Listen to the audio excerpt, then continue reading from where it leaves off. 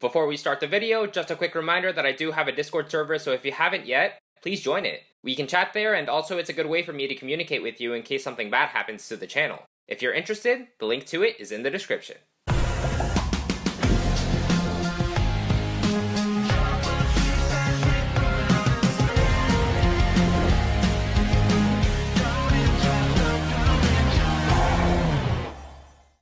Yo, what's up guys, it's OverlordX and I, and welcome to my spoiler review of Loki. Don't worry, I'm not switching out of Ninjago content, I just want to be able to cover other stuff every once in a while. If you're unaware, I'm a really big MCU fan, and yeah, last night Loki Season 1 finished, so I thought I'd give my overall thoughts. Please keep in mind that everything I will say in this video is my own opinion. Also, stay tuned because I will be releasing my Black Widow review later today, and if you guys are interested, I could also cover WandaVision and Falcon and the Winter Soldier. Please let me know if you want to hear my thoughts on those two shows down in the comments. And yeah, Ninjago discussions will be back tomorrow. But otherwise, there's nothing else to say. Let's get started, people. So if you've seen my episode reviews and final thoughts for The Island and Seabound, or some other seasons before that, if you're a subscriber since 2020, you know the drill. But yeah, I'm going to be going through each episode and then just giving my overall thoughts on the whole series at the very end. The first episode, really good. I really appreciated how we got to see this Loki variant and, covering all of Loki's future events that would happen up to Infinity War. It was really interesting because we were able to go in depth into Loki's character. Is he really satisfied with being a villain? And, that sort of stuff. We also got to meet some interesting characters, Mobius, the TVA. The TVA was really interesting because, Endgame was supposed to be an original story, not adapted from a comic book. And yeah, I don't know if the TVA is something original as well, but it's really interesting. It was really interesting. Then we got to episode 2, with the whole Nexus event stuff. And we got to meet Sylvie. Wow. I thought she was Enchantress or Lady Loki, but then I was like, wait, is that the villain of the Loki series? ? Well, we didn't know until the very end, but you get the idea.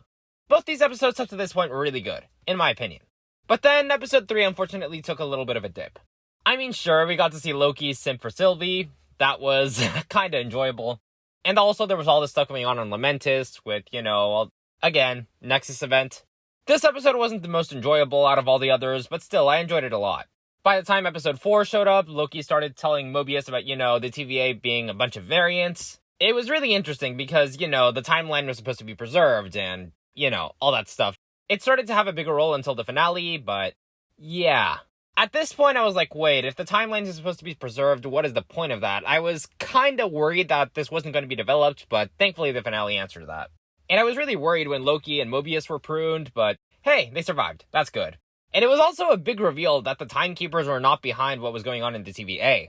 Really interesting stuff, and then we were all like, wait, so if it's not the Timekeepers, who's behind this? Anyways, we got to the post-credits, and then, all these other Loki variants. Bam! So happy. By the time we got to episode 5, we met Eliath and all these other Loki variants, Croaky, that was probably one of my favorite Loki variants, oh my god. But yeah, really good fight scenes in episode 5, and that when you're pruned, you're not really dead. Kinda satisfying, and of course, Loki couldn't die, because, it's his series, so made sense. And by the time we got to episode 6, yeah, this one is the one we have to talk about.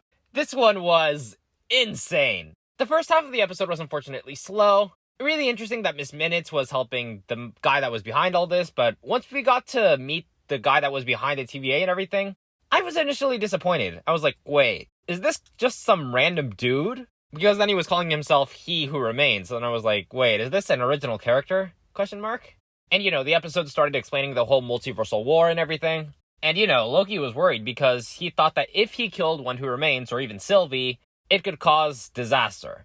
The latter end of the episode was really good, but I felt like the first half was still really slow. I appreciated the lore, but it could have been faster paced. There was this one scene where He Who Remains was just sitting around there, just touching stuff. I think there was a solid 20 seconds where nothing happened, and I was like, so what was the point of this scene? Just to extend the runtime of the episode? Yeah. So the episode wasn't perfect, but by the end of the episode, holy! Loki killed He Who Remains. The timeline branched out, this will eventually lead to the multiversal war, with all the different variants of He Who Remains, and then we catch up to Loki back at the TVA, and bam!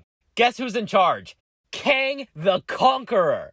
Yes! This is big! I'm fully aware that Kang the Conqueror is behind some very important moments in the comics, one of these being Secret Wars. I think there's a Secret Wars series coming for the MCU, So hopefully all this will eventually build up to that.